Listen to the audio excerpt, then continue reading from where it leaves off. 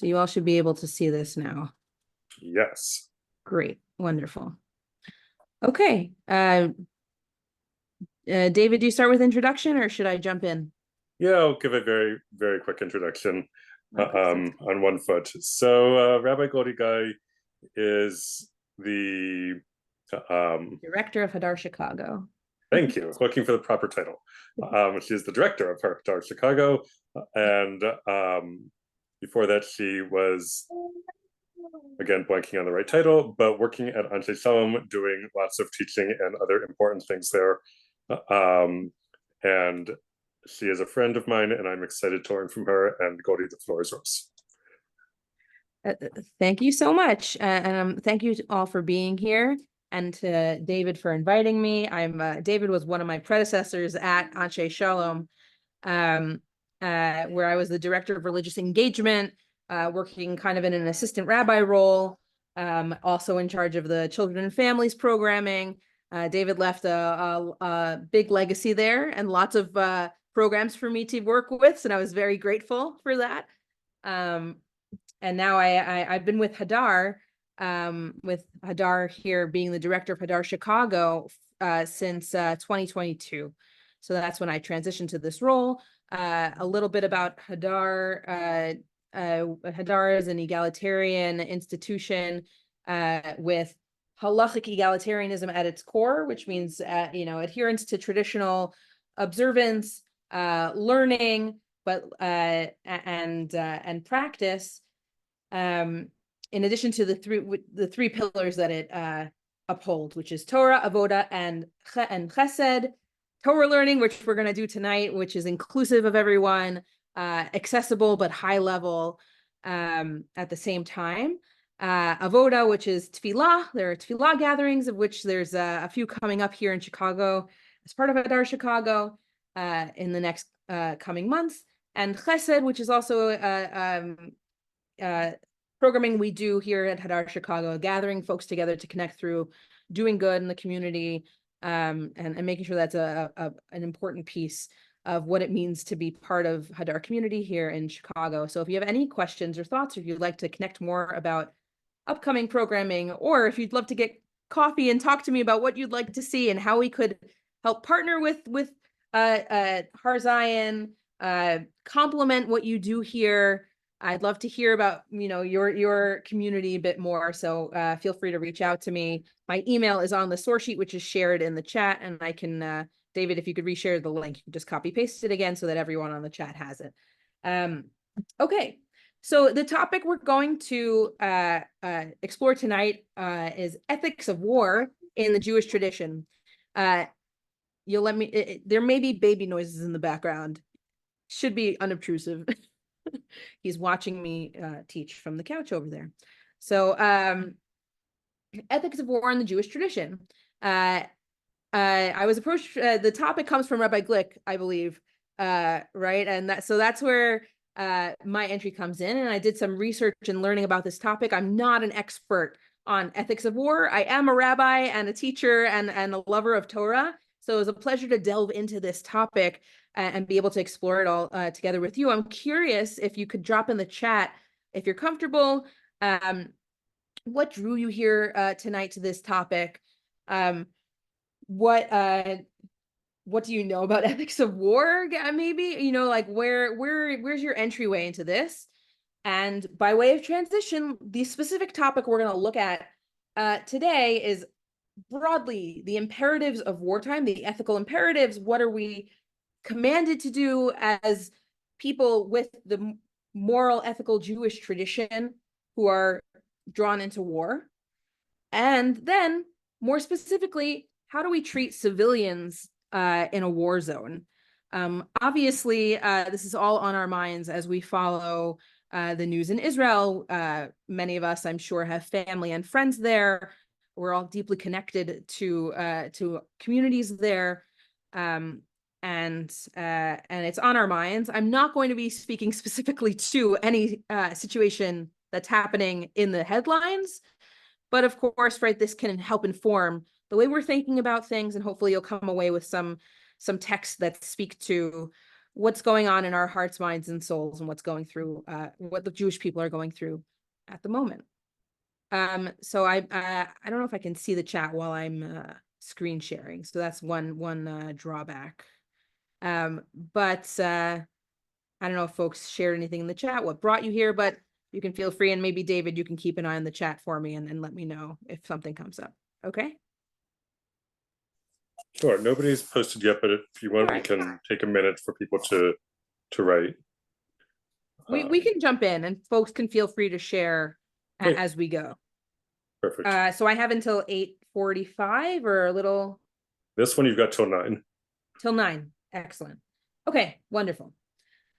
So I just wanted to name the teachers who and scholars whose work I'm drawing upon tonight. So there's a professor named Professor Suzanne Last Stone, who is a professor of ethics and halakha. So she teaches about the intersection of Jewish law and ethics at a law school.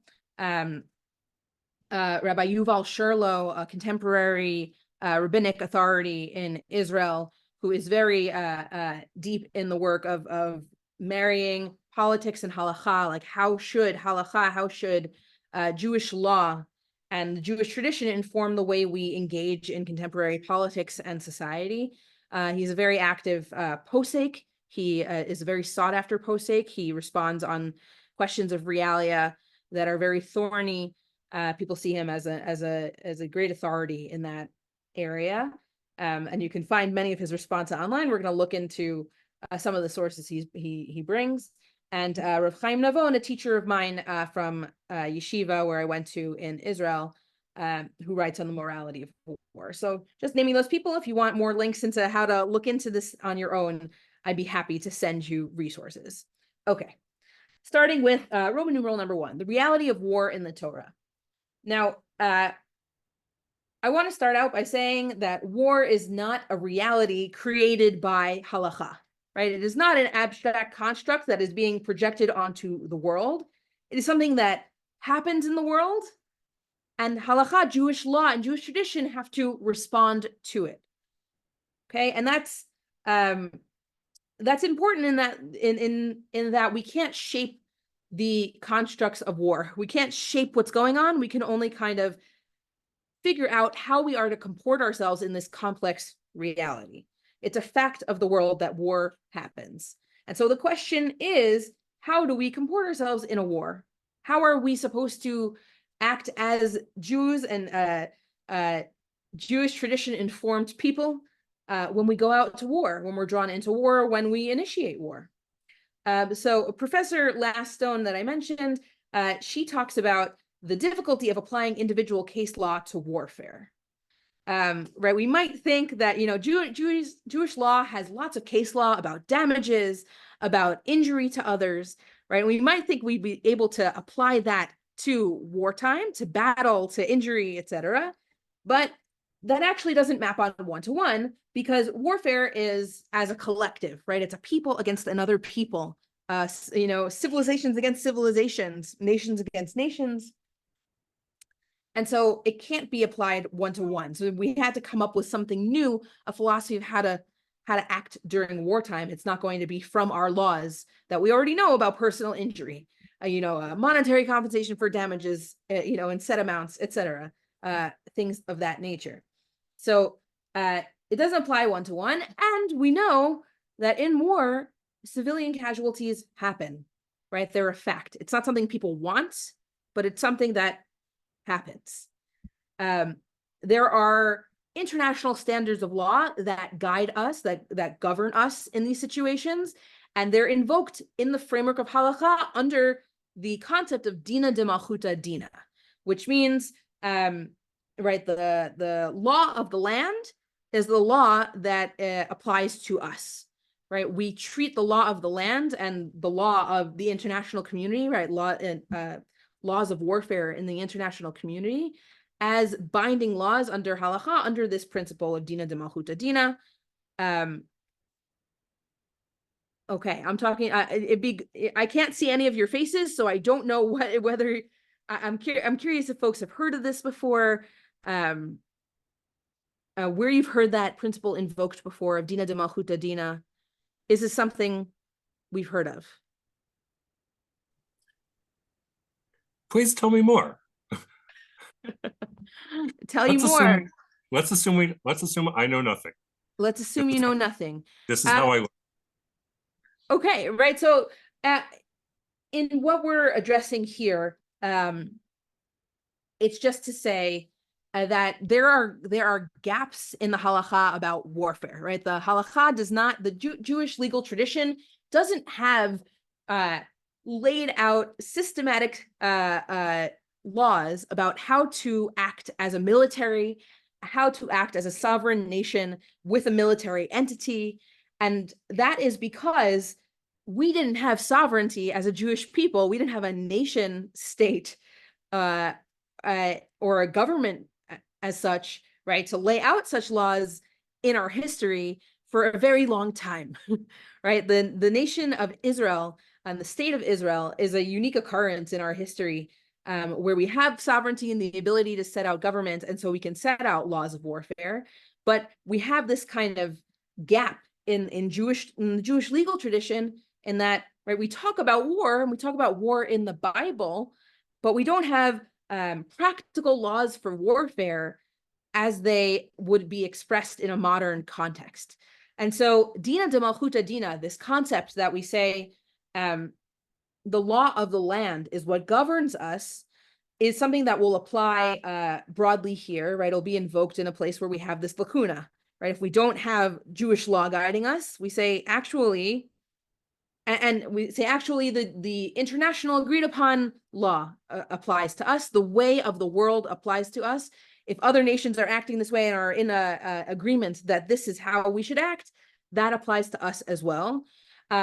This principle is also applied in general in the what makes Jews as a Jewish people beholden to laws of a nation, right? Say, as American citizens, why am I beholden to follow the law, especially perhaps in cases where there might be something else that the Jewish legal tradition has to say about it, right? If why am I beholden to follow specific laws if I'm I'm supposed to follow the law of God? Dina de Malchuta Dina, as a God-fearing Jew, as someone who is, I'm assuming here, someone who would say I'm beholden to the legal system of Judaism. This principle of the law of the land, the law of the government, Malchut, like the kingship, the government, is the law that I'm beholden to. That tells me, right, it is my obligation, not only as a citizen of this country, but as a Jewish person, to follow the laws of the land, right? That's kind of like a norm that's being set that invokes even like divinity, right? And the Torah, when saying you are beholden to the laws that are accepted by the people around you. Does that make sense? I can see Norma's face, and I'm glad for that. At least I can see, it's hard to teach to not videos, but that's okay. All right, so that's what we're going to talk about. That explanation makes more sense. Thank you. Okay, good. Okay, if you can continue guiding me, David. If I need more explanation, then it'd be great if you could push me a little bit. Okay. So we're now going to shift, right? So with that said, right, we have this gap in our Jewish legal tradition, specific legal tradition about practical laws of warfare, and we are obligated as citizens of the world, as citizens of our nations, to follow the laws of the land, to follow treaties that are in place, to follow international accords, right? Dina de Malchuta Dina, the law of the land is authority over us. With that as the background, I want us to now look to the Torah and the rabbinic tradition to try and carve out an ethic of war. Again, today focusing on civilian deaths as a byproduct or as an unfortunate, right, result of warfare, right? So civilians in the war zone. Okay, so I want to start with types of war. So that's where types of wars and our imperative in the situation of war. That's Roman numeral 2. So first and foremost, what is our imperative in our Jewish tradition when we're going out to war? Number one, to be victorious, right? We don't want to invoke any other imperative at the cost of putting our people on the front line and having deaths in vain, our people losing the war effort, right? If we're going out to war, then we want to put primacy on actually winning that war, right? We're imagining it's a just war, right? It's something that needs to be done. There are obviously different types of war that the Rambam here in source number 1, Maimonides, is going to reference. But number 1, to be victorious, not to lose.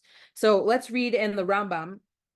Maimonides, a scholar who lived from 1135 to around 1240.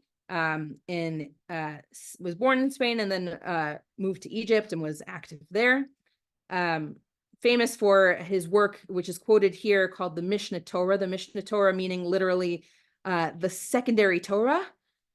He aimed with this work to summarize all of the rabbinic back and forth about the Jewish legal tradition and to present it in a very clear, systematically organized by topic set of books, so that folks who didn't have access to the skills or the background to be able to navigate the ins and outs of the unfolding rabbinic tradition could have it set out very clearly here in his book. So he called it the second Torah because that's how he intended it, right? That if folks didn't have access to the entire, to understanding and unlocking the entire interpretive tradition, the Rambam was going to come, Maimonides was going to come and say, I'm going to lay this out for you in a clear, organized way to tell you what the rabbis have to say. So here he has in a section of laws of kings, right? So he lays out the following.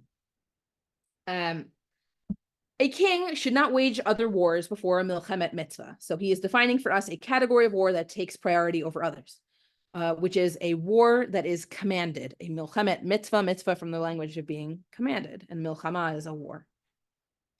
What is considered a milchemet mitzvah? We are defining this category that takes priority.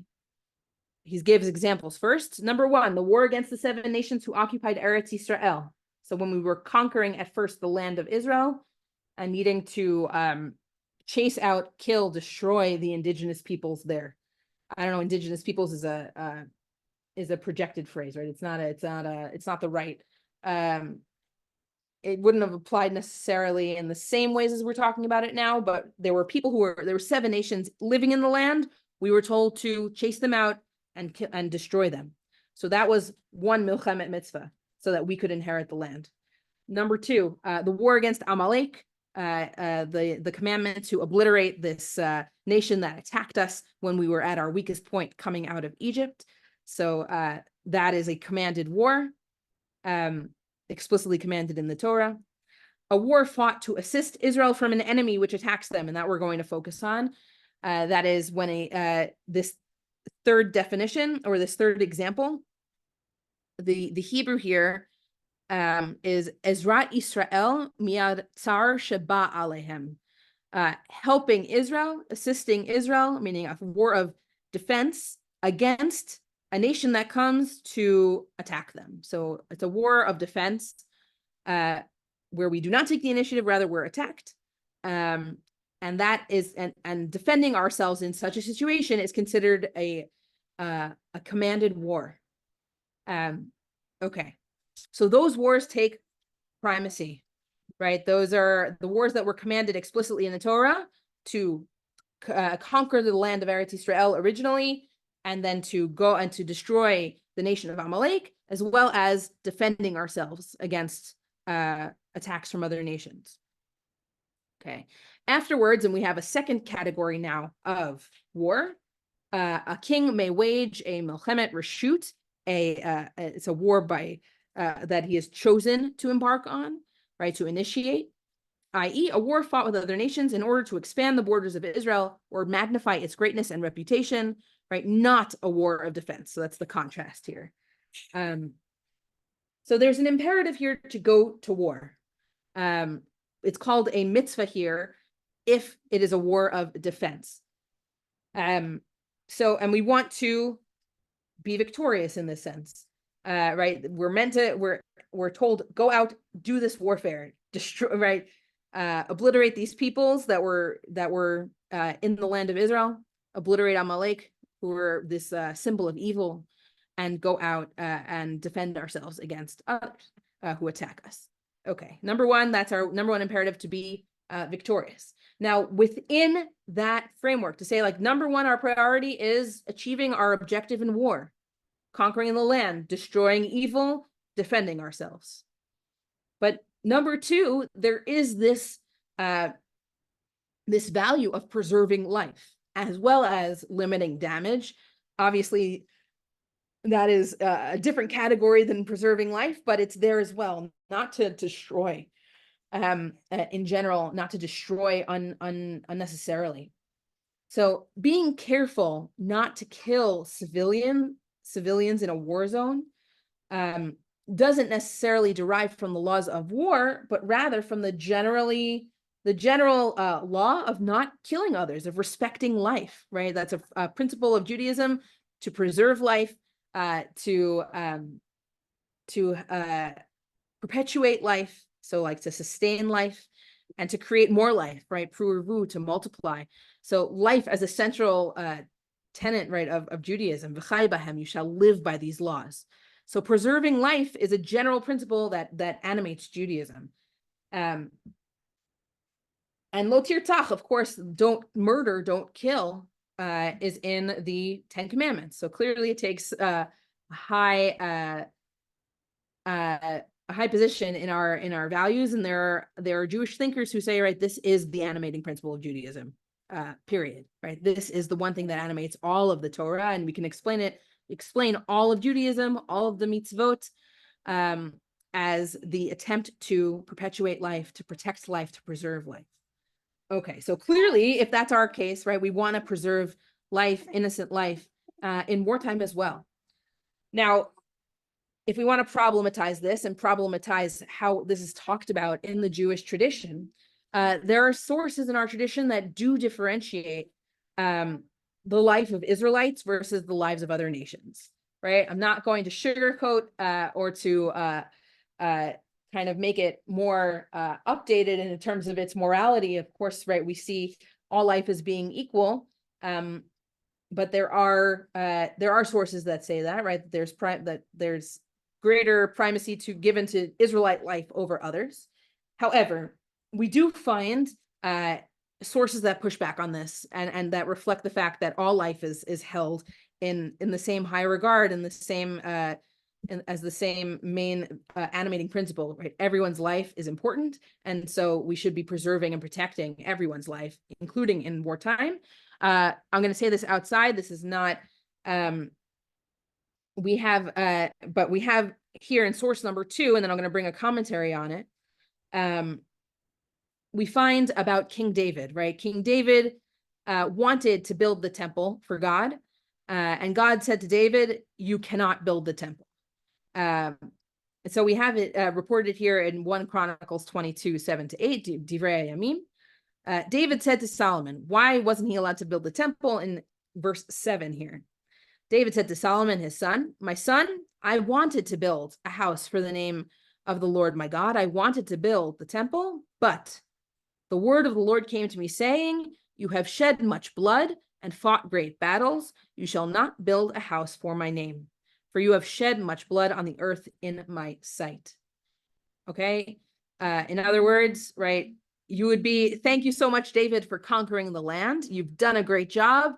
However, right, I value you. You are a great leader. He's King David, but you cannot build the temple because you have too much blood on your hands, right?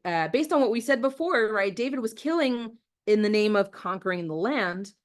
So isn't that a commanded war? Should that not be excused? Yet we see that God says, no, it's not, right? Yes, it was necessary. Yes, it was commanded in this context of how Chronicles is seeing it and how the Bible sees it. However, that doesn't erase the fact that you have blood on your hands, right? Life is life, and you have shed blood, and I'm not going to have you build my temple because of that. The biblical commentator, Rabbi David Kimchi, who was a Provençal commentator. He lived in the 12th to early 13th century, comments on this verse. That's in source number 3. You have shed much blood. In the first part, he says that God didn't actually say that to him. It was actually David thinking this about himself. Why did God not want me? Because of all the blood, right? So that's the idea. And so he runs through like a possibility of what is this verse talking about? There's blood on David's hands. And I want to zero in here on the underlined piece. The Radak here, Rabbi David Kimchi, says it's possible. Why was David being held accountable for killing Gentiles, especially in this war that was commanded in this context? Right? It's obviously an absurd question. Of course, you're held accountable for killing people, but right, we're keeping this in context. And so it says, Radak says, it is also possible that among the Gentiles he killed, who were not engaging him in battle, there were good and righteous people. Although he was not punished for this because his intent was to wipe out the wicked ones, right? It was commanded and he was sent with a mission, right? This war was a war commanded by God, but he did kill innocent people so that they not infiltrate Israel, right? It was also in defense of Israel, protecting the people, right? Motivations that seem to be protected in our tradition. However, similarly, when he was in the land of the Philistines, it was to save himself, right? He also killed others in self-defense, that he would leave no man or woman alive, right? That was what he was commanded. But because he ended up shedding a great deal of blood, God prevented him from building the holy temple, which represents peace, atonement for sins, and intense prayer.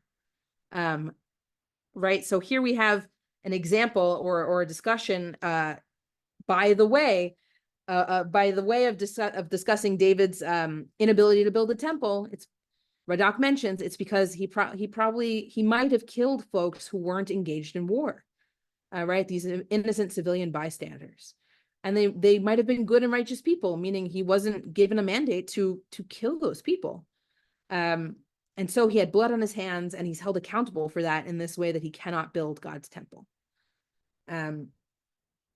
Okay, thoughts, comments, questions so far?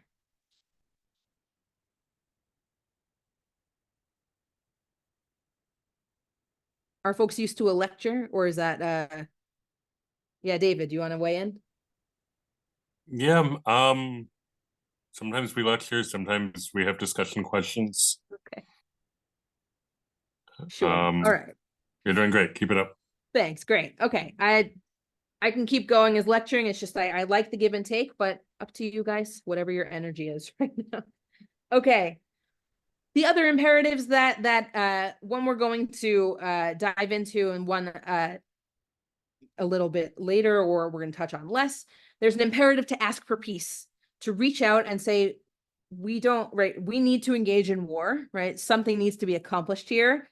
We're ready to go out to war. However, if you'd like to settle a peace agreement between us, we're ready for that, right? We don't want to needlessly kill people. Okay. Now, asking for peace in this regard is not the pacifist version of, okay, we're going to each go our separate ways and simply not go to war. It's asking for the people to be subjugated, again, so complicated in its own right, right? That the people who we would have gone to war with would have to accept our terms. It's not, again, not like a modern ideal of compromise or peace. However, there is this imperative to ask for peace when approaching war, which is not to be taken lightly, right? Of saying we don't want needless bloodshed. And D, the imperative to preserve morality in the battlefield. That verse where that is most clearly stated is in Parshat Ki Teitze. It's in the book of Deuteronomy, chapter 23:10. You should keep yourself from every evil when you are in the battlefield or when you're going out to war. Now, why is that? You have to do their best to be moral within the framework of, again, making every effort to win. Right, lo tiramehem, not to fear, and to go out and to win. So here we're finding in this part D, right, of the imperative to be moral in the battlefield, is that ethics of war in this context is not only in relation to the enemy, right? Not needlessly killing, asking for peace, but also internally, right? How we conduct ourselves on the battlefield. So I wanted to see what the biblical commentator Rabbi Moshe ben Nachman says, Nachmanides, on this verse. He says the following in source number 4. Why do we have to keep from every evil? Why do we have to maintain a strict code of conduct on the battlefield and especially pay attention on the battlefield? Says Nachmanides, this is because Satan indicts people in their hour of danger. What does that mean? We are, he's quoting Rashi here, the famous biblical commentator, Rabbi Shlomo Yitzchaki. What does that mean? It means that if we do not act righteously, meaning we're not following the mandates of the Torah for morality, or we're not following basic humane conduct that is dictated by the Torah, and he's going to enumerate some of these codes of conduct, then we are more vulnerable to being hurt, right? That's the theological claim, right? If we're acting in the ways of God, God will protect us. If we're not acting in the ways of God that God expects of us as a moral people, then we are more vulnerable to being hurt. Satan here, Satan, would be representing, evil forces, destructive forces that either God would distance from us or allow room to come in and therefore leave us in danger if we're not acting in the right way. So here is what the Ramban, how he explains it in the highlighted piece of 4, source 4.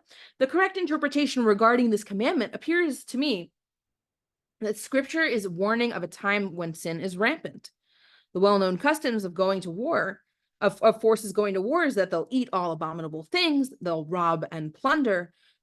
They're not ashamed of lewdness and vileness, right? It's like kind of saying, right, there's no rules in war, right? So people, when they go out to war, can become lawless, right? That's just a human tendency, right? If I'm going to prepare myself to be in the headspace to be violent, to kill, right, then why would my mind be on anything else that is moral? Why would I uphold any other code of behavior if I've already let this kind of animalistic, baser part of me kind of take over, right? The ability to become violent, right, kind of has to override our higher intellect and our higher way of being at points, or in some way, right? So, or at least even in the case where we're acting in our own defense, right, it becomes a baser instinct, right, that we're not thinking of a higher order morality. So people are wont to become more immoral, or to just break these codes of behavior, right? It's just the way it is, to rob, to plunder, to be lewd. He continues here, the fairest of man by nature comes to be possessed by cruelty and fury when the army advances against the enemy, right? That adrenaline, I wouldn't know to speak to it, but I can imagine what this might feel like a little bit, right? And therefore scripture warns, right, against this nature you shall keep from every evil. And by way of simple meaning, this is an admonition against doing anything forbidden, right? Don't lose yourself in your higher calling, your higher self in battle. Right? So again, the ethic of war not only being towards other people, but also maintaining your inner sense of goodness, of morality, of not just leaving aside all of your codes of behavior just because you're on the battlefield.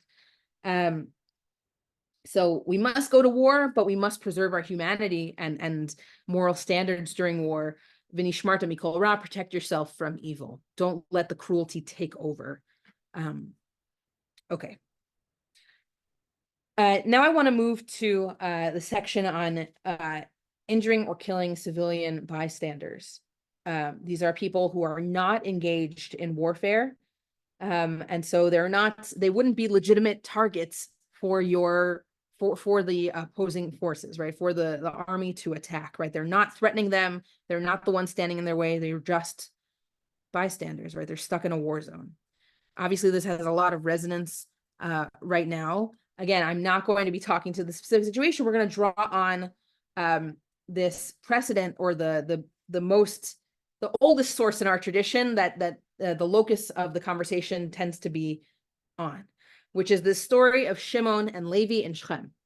When the commentators talk about violence to innocent bystanders, to people who were not the subject of this retribution, or they weren't the forces of evil themselves that needed to be wiped out, they invoke the story of Shimon and Levi in Shechem. So I brought the verses for us to study together, to remind ourselves what happens in this really difficult episode. It's difficult on many different levels. And so, right, I'm just naming that up top. We're not going to deal with all of the difficulty here. Again, we're focusing in on that. What happens to the innocent bystanders that are harmed in this story of retribution. Okay, so Shimon and Levi are the children of Yaakov, right? The original Bnei Yisrael, children of Israel. And this is, and Dinah was their sister. So in source 5, Breshit 34:1, and then we'll skip to a section that continues the story in the second part of this box. The verses tell us, Dinah, the daughter of Leah and Jacob, went out to visit the daughters of the land. So Vatete Dinah goes out. She becomes vulnerable. She is out of the house, and something bad happens. Verse 2, Shechem, the son of Hamor, the Chivite, chief of the country. So Shechem was this chieftain, right? This governor, not Jewish, right? He was a Chivite. He took her, he lay with her, and he disgraced her. So this is describing a rape, right? So Shechem rapes Dinah. Verse 3, being strongly drawn to Dinah, daughter of Jacob, and in love with the maiden, he spoke to the maiden tenderly, right? He decided when he was with her, like, it wasn't just lust. He wanted to be with her. He wanted to marry her. So Shechem said to his father, Hamor, get me this girl as a wife. Verse 5, Jacob, the father of Dinah, right, hears this, heard that he had defiled his daughter, that he committed this violent act against her. But since his sons were in the field with his cattle, Jacob kept silent until they came home. Okay, so Jacob doesn't act right away. Jacob, the father figure, the representative of the household, the one who you would expect to take action, didn't take action yet. And so his sons see this as an opening. They're angry, right? They're the brothers of Dinah. They're angry for their sister. They're angry about what happened. And they see Jacob kind of keeping silent, and they say, this isn't right, right? We need to do something. Commentators talk about this and talk about the inappropriateness of how the brothers Shimon and Levi respond and kind of take the place of their father. They should have let their father be the moral authority, the leader of the household, but they don't. And we'll see how that unfolds. So Shechem's father Hamor comes out to Jacob to speak to him. Meanwhile, Jacob's sons, having heard the news, came in from the field. The men were distressed and very angry because he had committed an outrage in Israel by lying with Jacob's daughter, a thing not to be done. He had done a nivala, so we feel their anger and their rage. What do? They hatch this plan.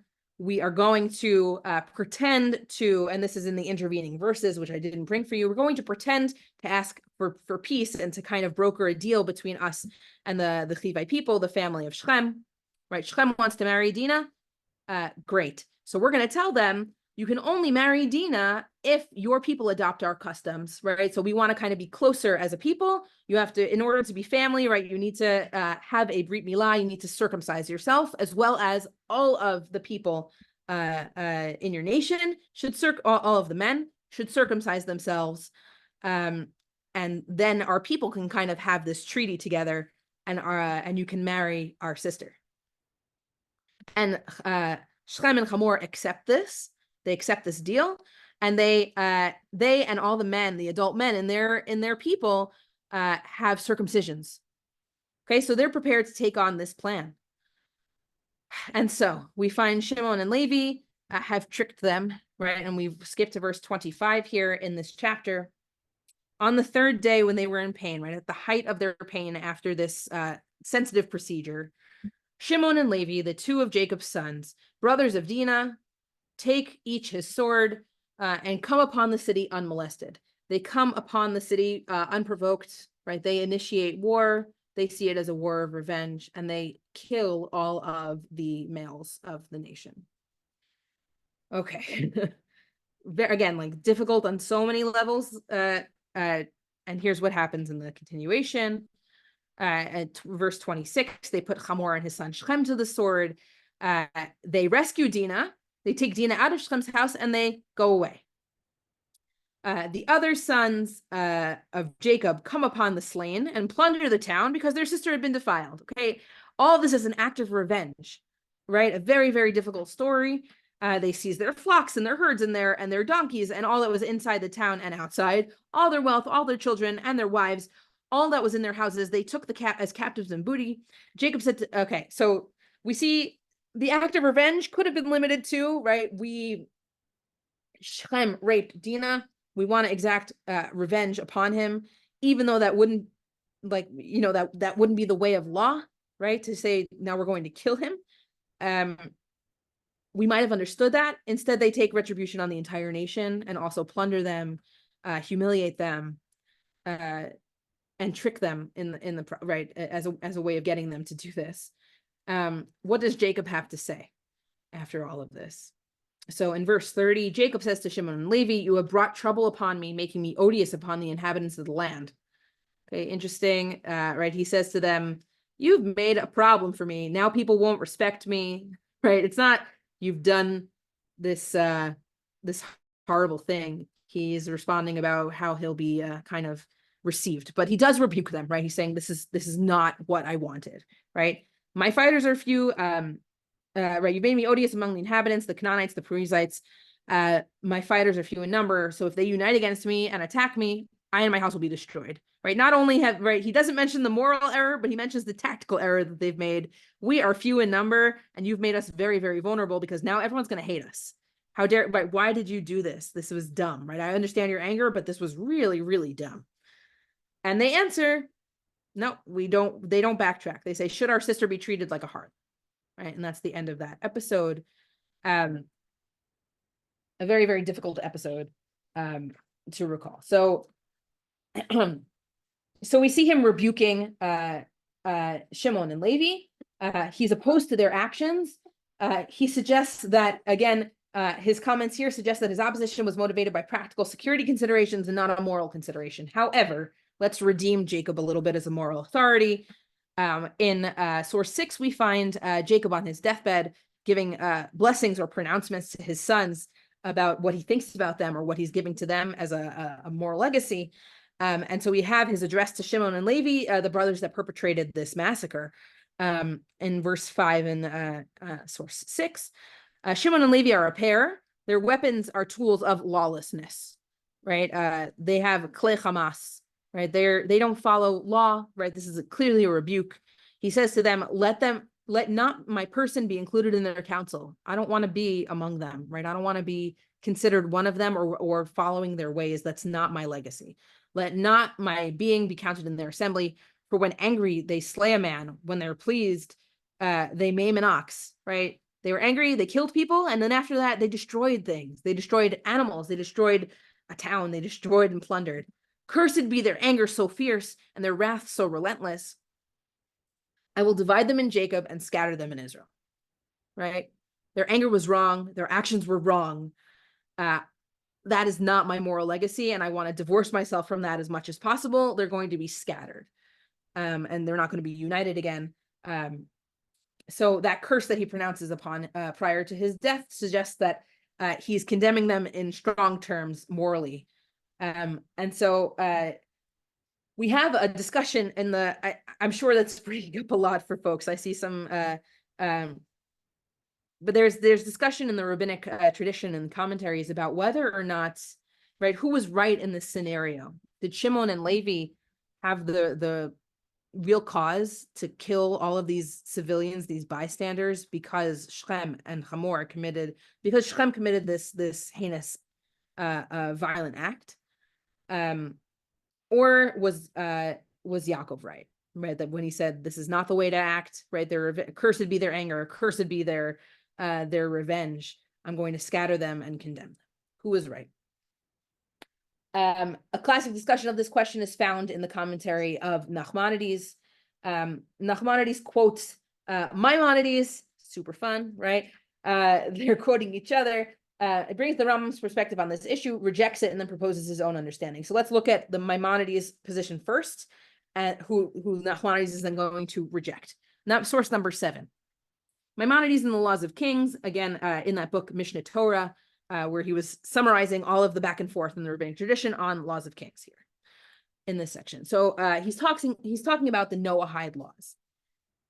The Noahide laws, the laws that apply to the 7 to the Bnei Noach, to people who are considered Noahides, who are God-fearing, who follow God's laws, even if they're not part of the Israelite covenant, right? They follow God's laws. What are they obligated in? They have to establish a justice system, laws and courts. How does that work? They're obligated to establish judges and magistrates in every city to render judgment concerning these 6 mitzvot, and to admonish the people regarding their observance. They're meant set up a system, enforce the 7 laws that they are required to do. The Sheva Mitzvot B'nai Noach, the 7 laws of the Noahides. Okay. And he says further, a Noahide who transgresses these 7 commandments shall be executed by decapitation. Okay, that's the punishment. For this reason, right, and they're all very, very serious moral laws, right? For this reason, all the inhabitants of Shechem were obligated to die. Okay, so Rambam here, the Maimonides, is arguing that actually what Shimon and Levi did was carrying out a death sentence that all the inhabitants of the land, of the people of Shechem, were obligated in. Why? Because Shechem kidnapped Dinah. They saw this and were aware and did not execute judgment upon Shechem. Right? So they have this obligation in the first part to establish laws and courts, and to administer judgment if anyone breaks one of the 7 Noahide laws. You are not allowed to kidnap another human being. That's one of the 7 Noahide laws, right? Shechem transgressed this. They did not judge him and set up this judgment system to effectively to judge him. And so they were deserving of this massacre. That's what the Rambam says. Nachmanides disagrees. Nachmanides says, these words of Maimonides do not appear correct to me. Okay, so I disagree. For if so, Yaakov Avinu, Jacob, should have been the first one to obtain the merit of causing their death. Then Jacob should have been the one to administer this punishment. If he was afraid of them, why was he angry at his sons?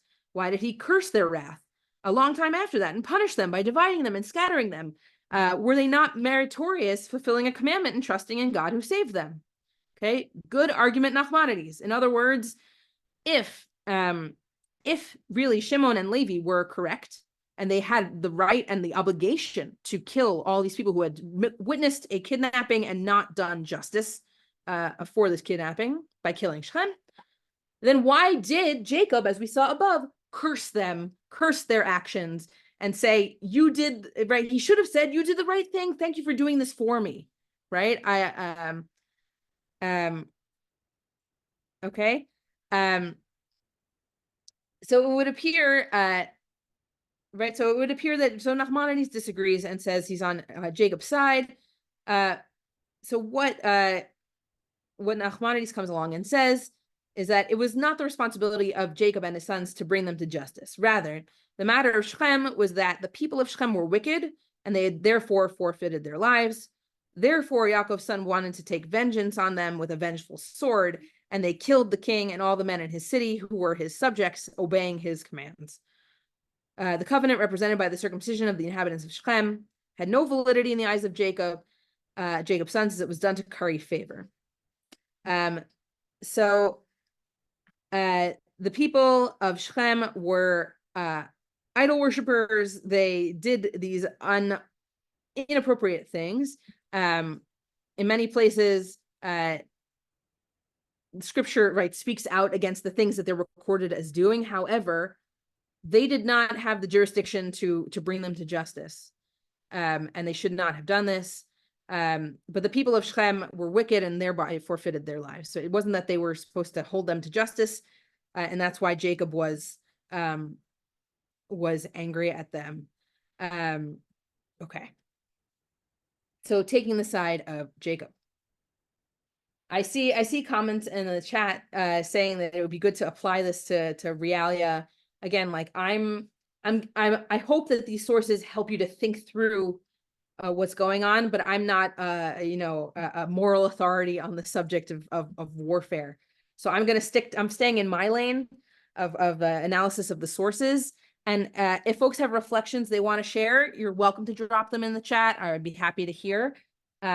But I'm going to stay in this lane, and I hope that's all right. Okay. Okay, so I wanted to now shift to the Gur Aryeh. I am just turning my notes over. Okay. So we have, again, the Ramban, Nachmanides arguing the people of Shechem were idolaters and subject to the death penalty, but it did not fall upon Yaakov and his sons to administer their punishment. Moreover, they didn't actually kill them because of their idolatrous practices. They killed them out of revenge, and that wasn't proper. That wasn't the way to go about this.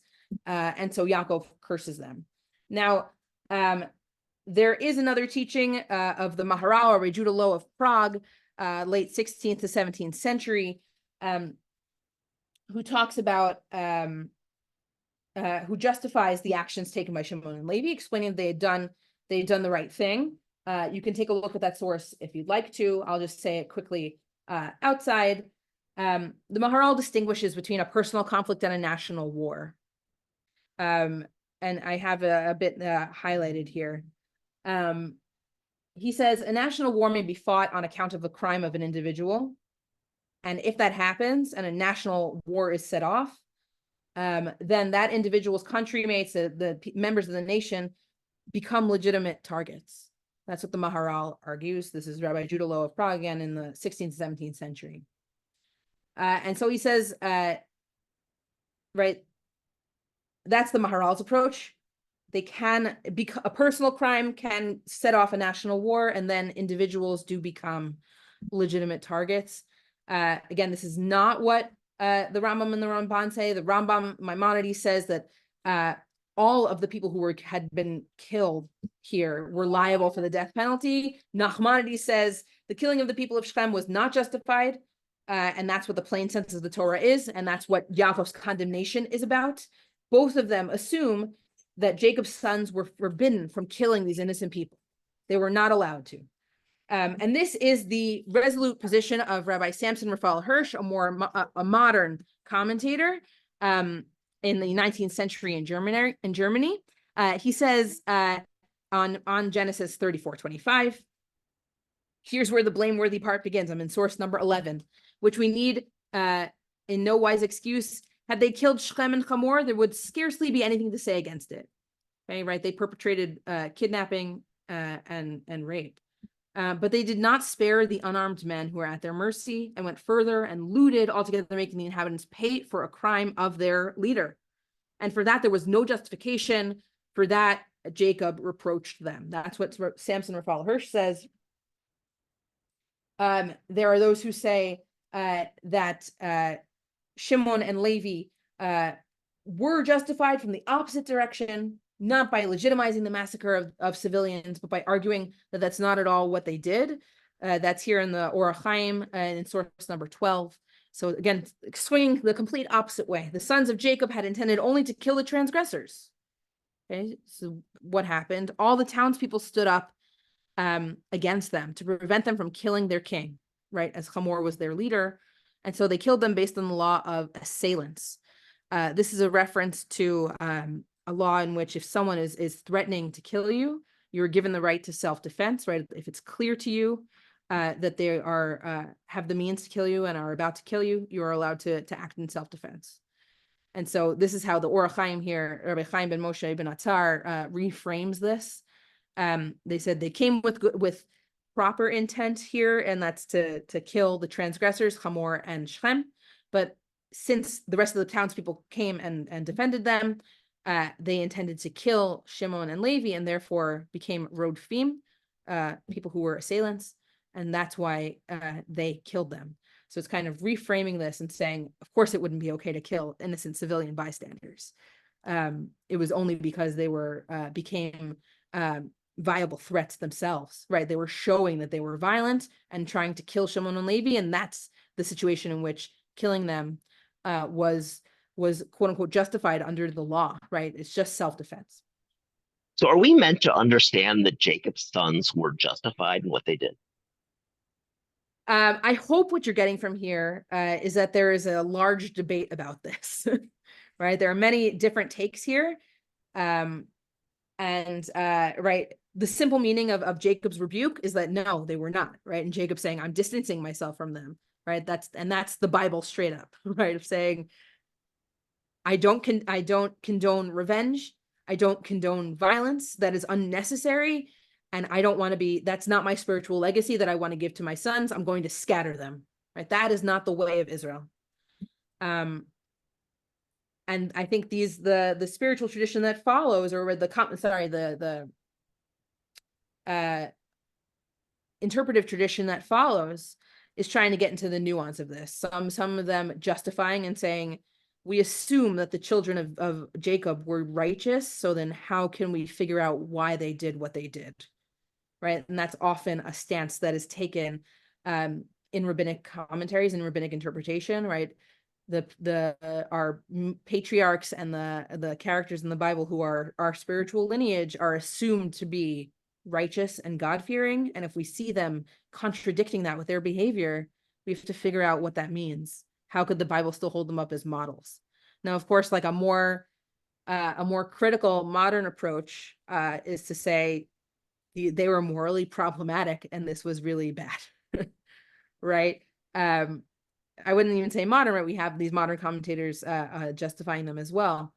But we do have commentators saying they were wrong, right? They were wrong. This is not the way we want to act, and we don't hold them up as a model, right? Killing civilians is not okay. So I hope you're not walking away with Shimon and Levi are justified. I hope you're walking away with this is a core case in which the rabbinic tradition needs to wrestle with of how could people who we're holding up as the roots of our tradition, how could they have acted in such a manner and still be considered, they're not taken out of the tradition. They're not erased, right?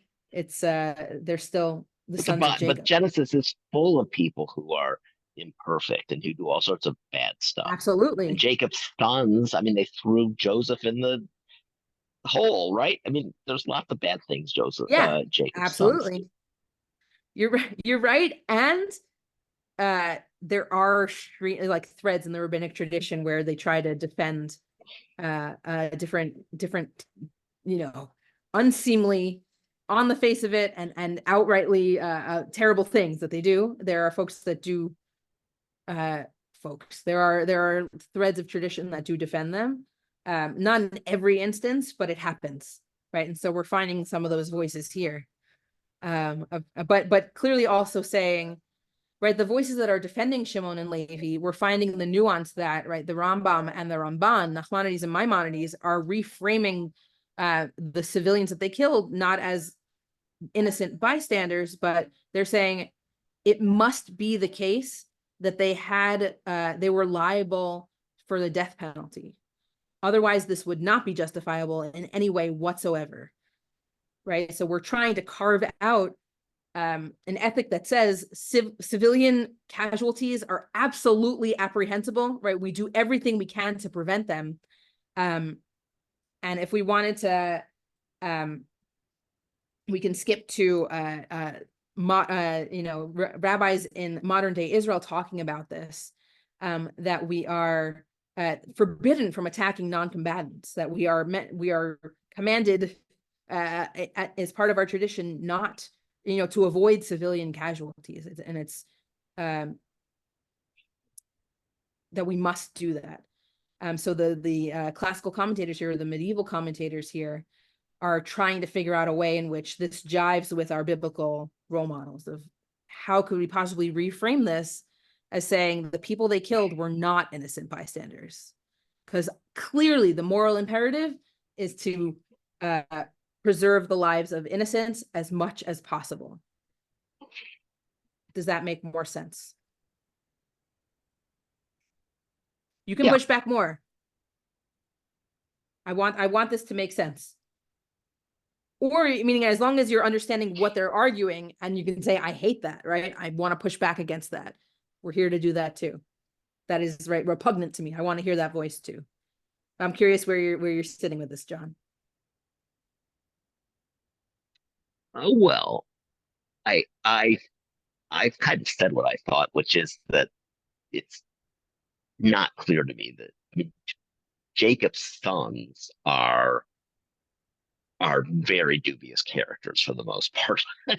And so I don't think there's any need to try to, spin the story so that they're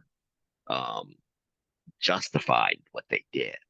I mean, I certainly don't think that, there's any justification for killing innocent bystanders. So, I mean, I don't know what the, okay, so number one, we all agree on. Yeah, you're taking issue with the fundamental assumption that Jacob's sons were acting righteously, and that should be that's an assumption that's running through these commentaries, right? That they took into account the fact that we should not kill civilians, and therefore we have to figure out how their actions were justified, right? That seems to be an assumption here. And you're saying, no, why would we assume that to begin with? Right? They were dubious characters in your language. Right? So you're taking issue with a fundamental assumption, right? But if we accept that fundamental assumption, that's where that these commentators are holding by this fundamental assumption, right?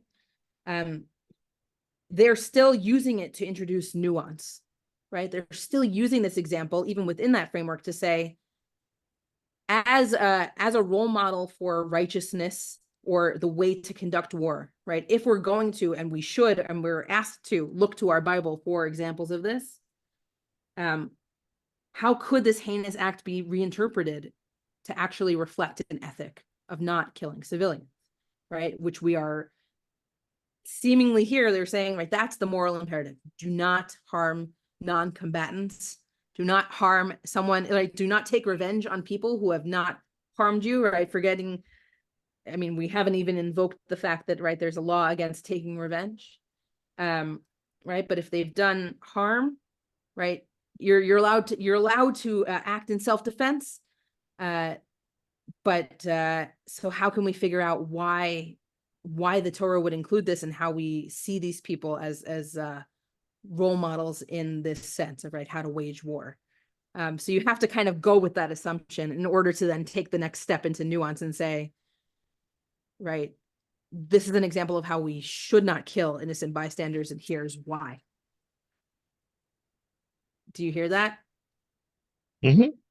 Yeah, I know you're like, that's a lot of acrobatics for you right now, right? Because you're saying, you lost me at the fundamental assumption that these people were good. Yes. Which is fine, which is totally fine. I'm just putting you in the minds of these rabbinic commentators, right? That's often what I'll do is, and maybe I should have framed that at the beginning, right? We're trying to assume in the rabbinic tradition, we're trying to assume the mindset of what these rabbis were thinking and when we're engaging with them. Now, of course, we retain our own mindset and our own critical thinking, but we have to take on their perspective for a second in order to engage with their argument. And then obviously, right, we have to understand them, then criticize them. That's what my teachers always taught me, right? First, before you jump in with a criticism, how are we reading the source? How are we best understanding where these commentaries are coming from? I know we're at 9:06. I wanted, if folks are still here with me, and we can we can jump to a couple modern voices. You're still with me? Yep. If folks need to jump off, that is also okay. So I want to invoke Rabbi Shaul Israeli, and Rabbi Shlomo Goren. Rabbi Shlomo Goren, who is rabbi of the IDF, in his he's the one with the famous picture blowing the shofar by the kotel. Meshiv Milchama. So this is his responsa about war, laws of warfare. And so, right, so this is pulling together a bunch of the pieces that we saw, but we skipped a little bit in the middle because I threw in too much here. Okay. 15. Despite the explicit Torah obligation to wage war, right? So he's invoking and saying there are circumstances where we're told to wage war. That was point number 1, right? We're also commanded to have mercy on the enemy. Thank you, Rabbi Goren, right? Right, we're told that we're a people of mercy, right? And that's one of our defining features. We're Baishanim, Rachmanim, Gomle Chasadim. We are modest, we are merciful, and we do acts of love and kindness. Those are 3 characteristics that Jewish people are carrying in their genetics, according to the Talmud, right? And so we are commanded to retain that and to have mercy. Even in wartime, only to kill when it is necessary for self-defense for the purpose of conquest and victory, not to attack non-combatants, certainly not to strike at women and children who are not participating in the war effort. So clear as day. With the exception of obligatory wars. So he's going back, hearkening back to that category that we introduced at the beginning of Milchemet Mitzvah, an obligatory war. We listed those as, right, the war to obliterate Amalek, the wars to originally conquer the land of Israel in the Bible, and wars of defense, right, when someone attacks us and unprovoked. Which we are explicitly commanded by the Torah. It says in ancient times, you shall save alive nothing that breathes, right? Obliterate people, right? That's the language of the Torah there. Since the enemies of that time also practiced cruelty, and so the Torah was stringent about them. Says Rabbi Goren, nothing may be learned from them, God forbid, about other wars or about our time. Right, so even in those sources, when they talk about obligatory wars, that's not what we're talking about nowadays. Even if we would define, say, initial stages of the war, right, when we were acting in our own self-defense at the very beginning, right, we'd say that's a milchemet mitzvah according to the Rambam, according to Maimonides. So that's a commanded war. However, says Rabbi Goren, again, he's not a contemporary now, but he fairly modern, right?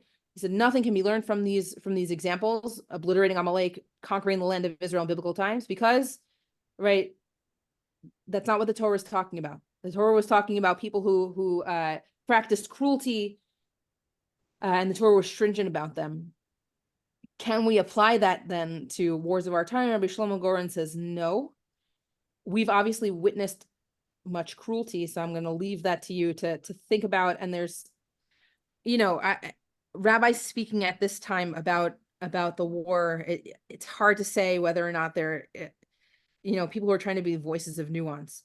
There's on the one hand the concern not to diminish the war effort, right, not to pull out support from our troops, or certainly from pull out respect from underneath soldiers who have been killed. On the other hand, we have sources like this, right, saying of course not, right, we don't learn from these laws to now. But would Rabbi Goren, and this is postulating, it's not, we can't ask him, but would Rabbi Goren have made a difference between fighting a war against another army, an army of another country, and fighting a force that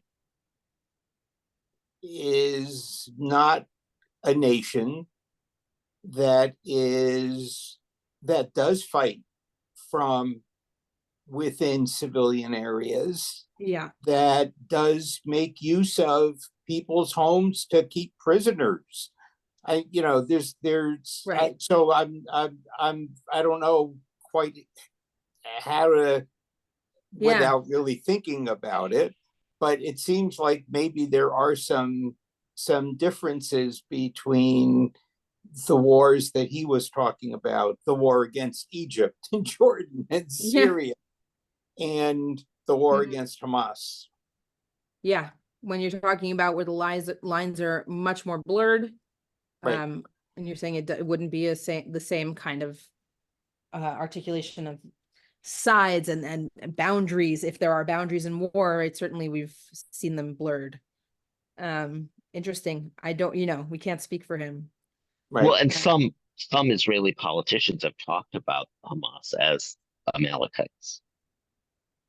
And right, we which are he specifically the mentions. dominant position is that we don't have Amalek now, and we cannot apply that term to other people in order to apply that kind of that mandate to destroy them to modern day people.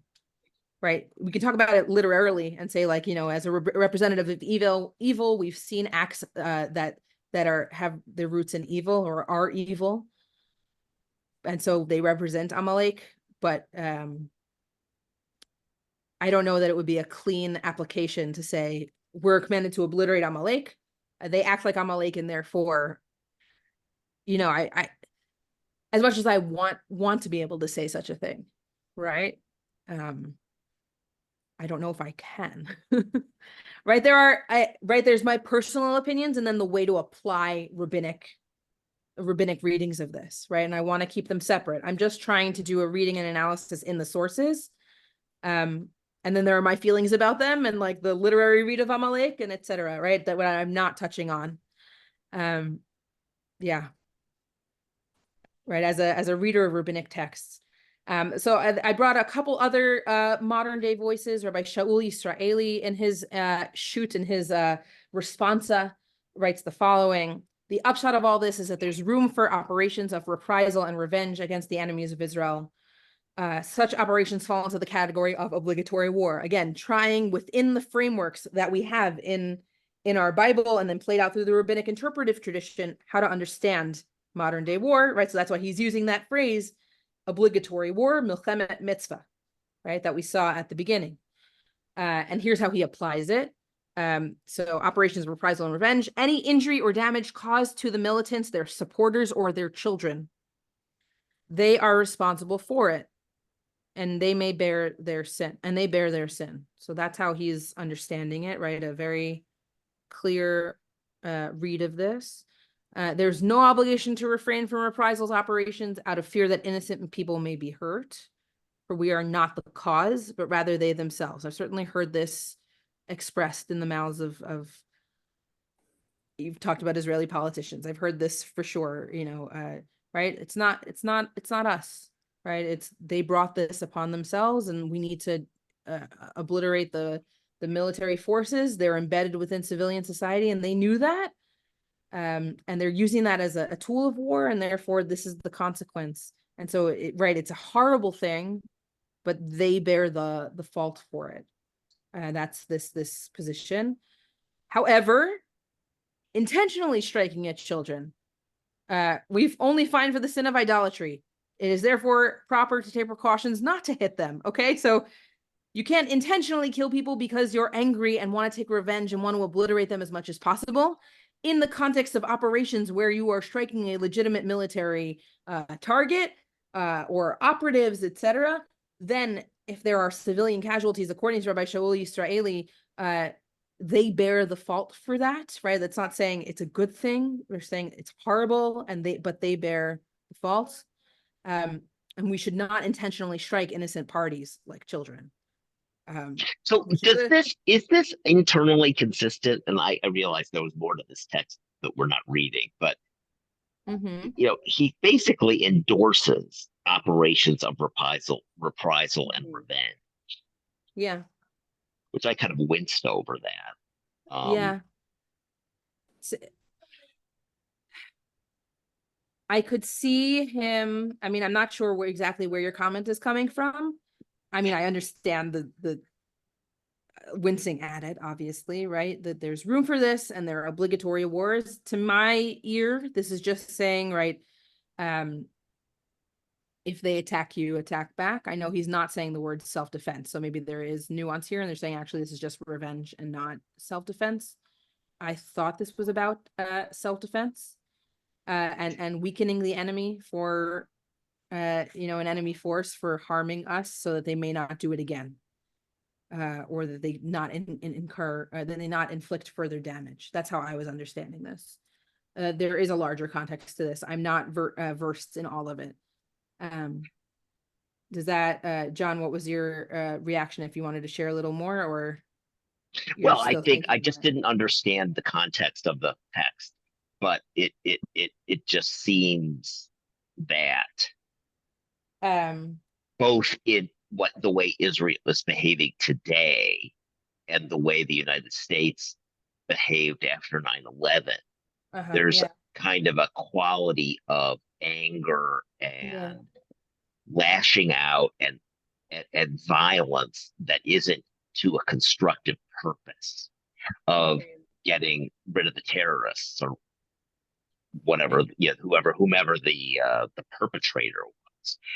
And so, like, I personally don't think that kind of reprisal and revenge is appropriate, moral, justifiable.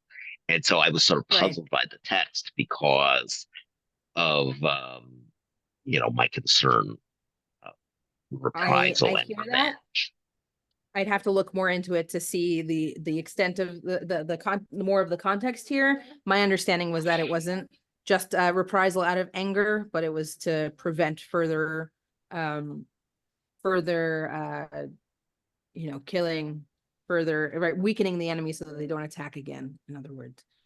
Who is this Shaul Yisraeli? Shaul Yisraeli.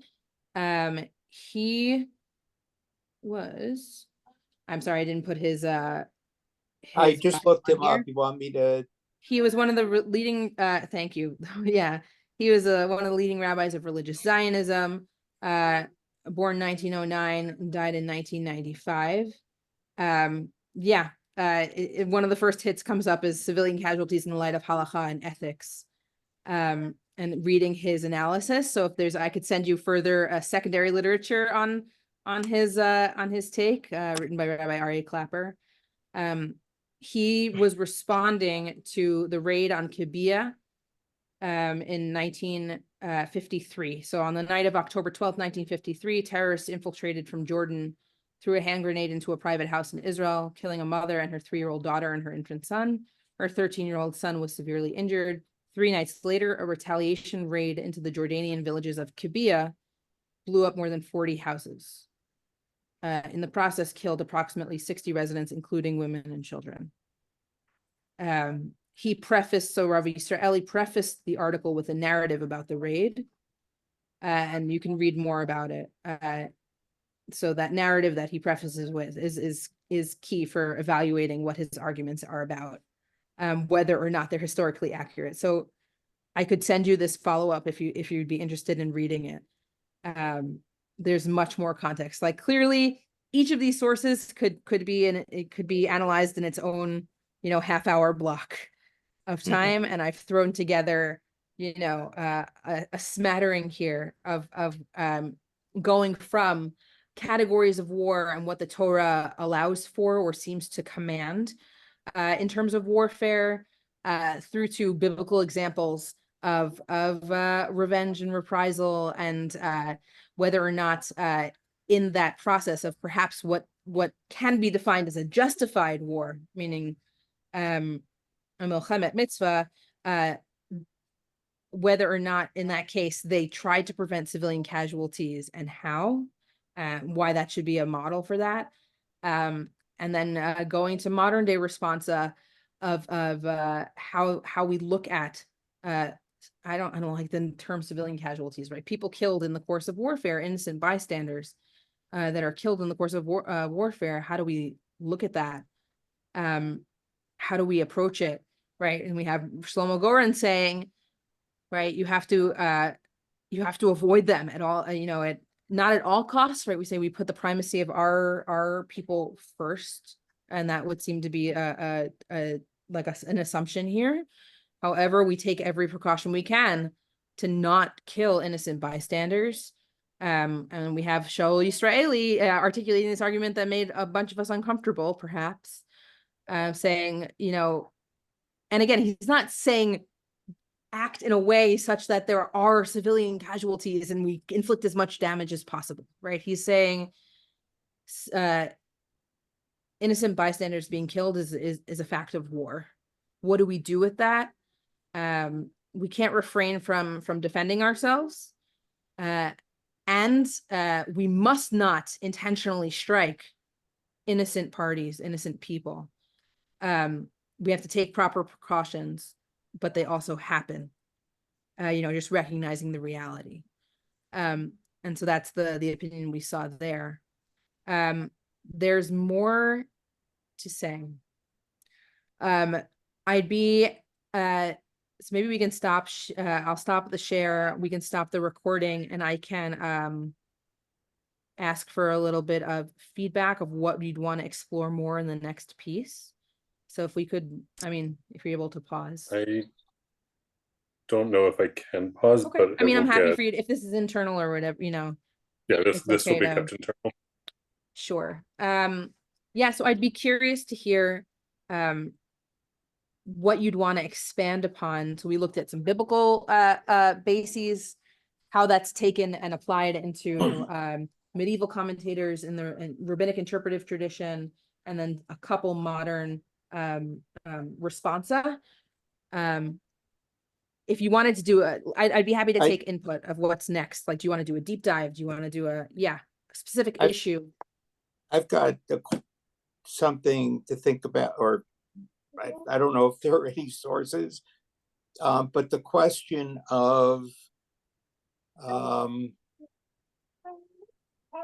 how the Army acts, or the balance of offense versus defense, and how strong an offense should you take in order to save the lives or protect the lives of your own soldiers. Yeah. Because there's been a lot of discussion, or some discussion that, that I've seen that, Israel is trying not to put its own soldiers in harm's way, and therefore has a certain set of tactics as a result. So the core question there is, should you should you sacrifice your own forces in order to be more, I don't know if lenient is the right word, but to not be as harsh to your enemy?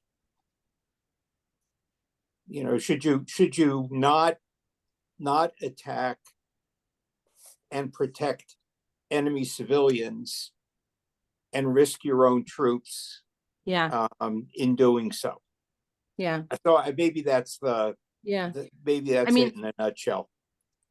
Okay.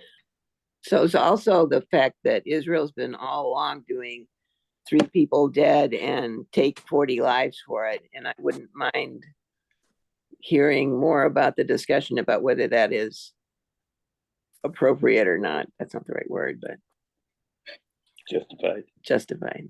You mean if there were 3 Israelis who were killed, their retaliation or their response in that scenario? But they've done that all along. You mean even before this war? Yeah, they've had lots of ratios way worse than that. Yes, they've done it all along. You mean like even the raids on? So I would just be interested in seeing what the discussion, the halakhical discussion was about that sort of stuff. I'm, in my research so far, I haven't found specific addressing of that. If I can find, rabbis explicitly putting that on paper. I don't know. Might not written down on the internet. Goran actually wrote about that. Oh, really? Tell me about it. Maybe you can show me. Okay, I will look for that now. Thank you. I can send it. I actually did a program on this very topic, which I could send you the sources. Okay, did any of our sources overlap? No, they did not. Fascinating. But I mean, it was about specifically the issue of hostages. So it was Okay. a different Okay, thing, different. Yeah, there's a lot. Yeah, it's a big topic. It is a big I'd be topic. interested, John, in seeing that. Again, my email is guy@hadar.org. My last name is Guy. I'm Goldie Guy. Yeah, other thoughts. So it's interesting, Judy. And so if I can find that, if John shows me the Shlomo Goren source, I'd be happy to look more into that. Other thoughts, comments, or specific avenues you want to explore. I would just suggest fewer sources, more discussion. Yeah. Okay. That's Well, true. I dove into the sources because no one was talking, so I wasn't sure what to do. So that was the kind of, that's the awkwardness of the screen, right? Like not being able to actually hear you or have you kind of impromptu talk. So I want to encourage you to actually talk a lot more. Interrupt me, raise your hand when I say thoughts, comments, questions, please. And I'll pare down sources if that's in a hindrance. I can, do 3 or 4 sources and we can use the rest of the time for discussion if that's. Yeah, I'd be happy to take any other guidance or as I formulate this. Thank you all for being here and being engaged in this topic. Thank you. Thank you. Thanks a and I lot. look forward to learning with you next This is week. very interesting. Okay. Yeah, Have a Bye-bye. good it was night. very interesting. I'm so glad. Where's Steve? Have a good night, everyone.